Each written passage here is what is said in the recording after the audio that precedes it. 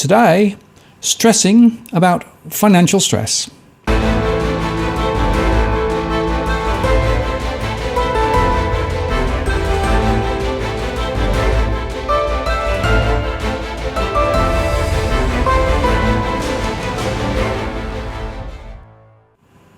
Hello again, it's Martin North from Digital Finance Analytics. Welcome to the latest post covering finance and property news with a distinctively Australian flavour. On Tuesday at 8 p.m. Sydney time, we're going to be presenting the next results from our stress analysis for August. That'll be a live event and you can join the chat and ask me a question. But tonight, what I want to do as a precursor is to explore the concept of financial stress a little more and explain how we derive some of the data that we use in our models so that on Tuesday we can move straight into the results. Now, it's really important to understand that financial stress is something which at the moment many households may well be confronting. Certainly in our data series, we're seeing a rise. But financial stress also leads to broader stress on households and families. And if you look at the global financial crisis in Ireland or in the UK or in the US, there were rises in family violence, there were rises in people seeking financial counselling and other forms of stress help.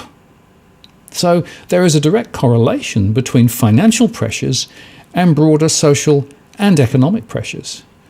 And I think it's important, therefore, to recognise if you are in financial stress, it's a good time to start taking action early rather than perhaps hoping things will improve. Now, there's another reason why I focus in on stress. Because, of course, stress is one of the key drivers of our core market model, and that core market model, together with house price trajectory and buying and selling intentions, and migration statistics, and even economic CPI, wages and employment, that sort of data, all feed into our core market model through our scenarios and allows us to then analyse home price movements and predictions ahead. So there is a very significant purpose in our modelling, driven by our surveys, driven by our financial stress interviews. And what I want to do now is to show you how we go about capturing some of that data and specifically looking at some of the data categories that are involved. Now, I have taken a few liberties because our survey is structured for phone use. What I've done is to build a spreadsheet so I can illustrate how it works in practice. And we're going to look at it now. So this is our financial stress tool, and it's copyright, obviously, Digital Finance Analytics.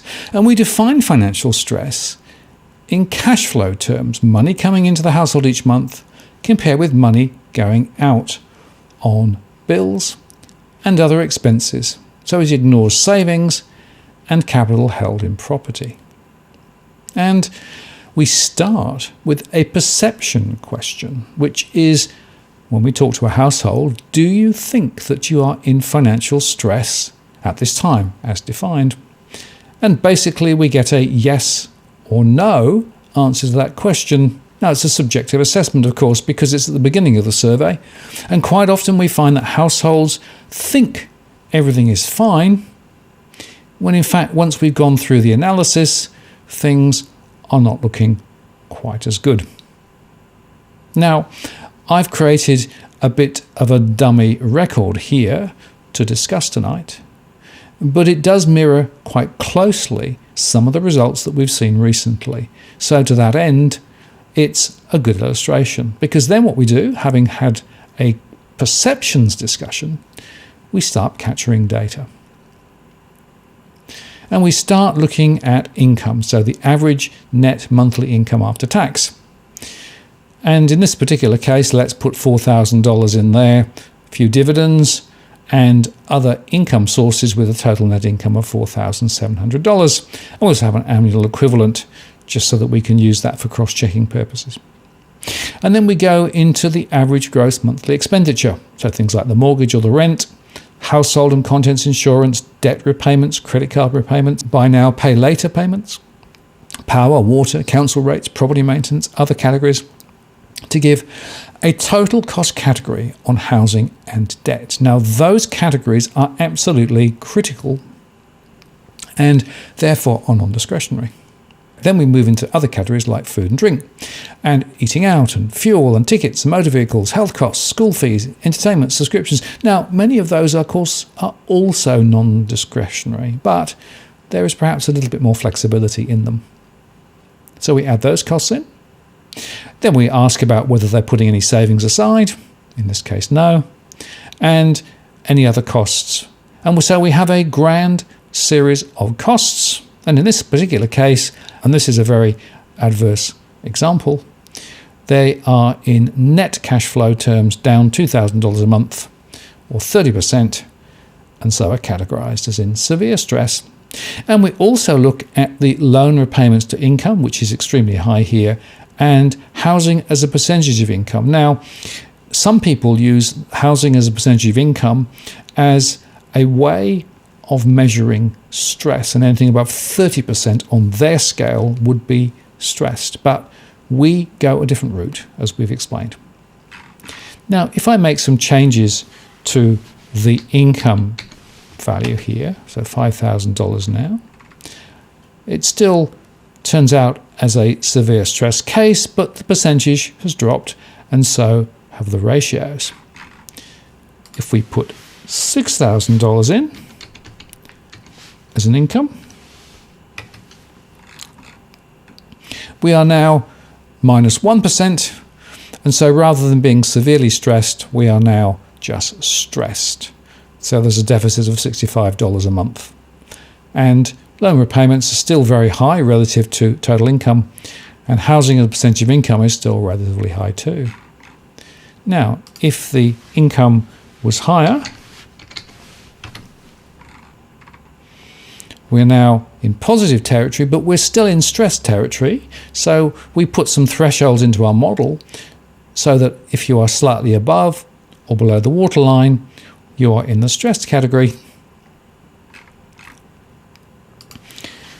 At $7,000 in income, we now have a care flag, which basically says things are all right, but nevertheless, you need to be a bit careful because there isn't a huge amount left over at the end of the month.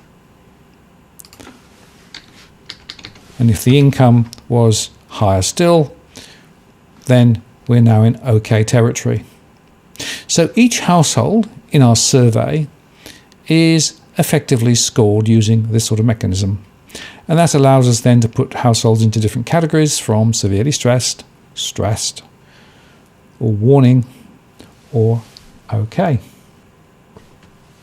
Now, this tool is really very valuable because it helps people to make an assessment of their financial position. And our surveys show that only about half of the households who we survey have any real sense of their cash flow and therefore their financial position. And some people just assume things will be all right when perhaps they won't be. So quite often we find there's a mismatch between that perception question and what happens through the data collection process. But the information is fed into our modelling. But I think there is also an argument to say that maybe this sort of tool should be used more widely by households so that they can make their own self-assessment of their financial profile. Because many people make an assumption that their cash flow is fine when perhaps it isn't. And that can lead to crises later. And as I say, at the moment, with rising costs, with very flat incomes, with rising unemployment, and with significant commitments, particularly, for example, where mortgage repayments are being postponed temporarily, there are lots of risks potentially for individual households. And my final point is this. If you have done a bit of an assessment of your cash flow and you are in some difficulty, well, that is a good step one. But step two then is to prioritize and select and determine what is really critical and essential and what can potentially be slimmed down. But the other point I want to make is that many households don't reach out soon enough to get advice and help with their financial situation. And in Australia, there are a number of financial counselling organisations which exist to provide actually very good help. I'll put a link below to a couple that I'm very familiar with and I'm comfortable recommending.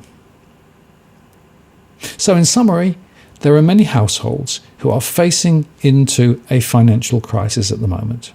And unfortunately, many of them are yet to be fully aware of the consequences of this.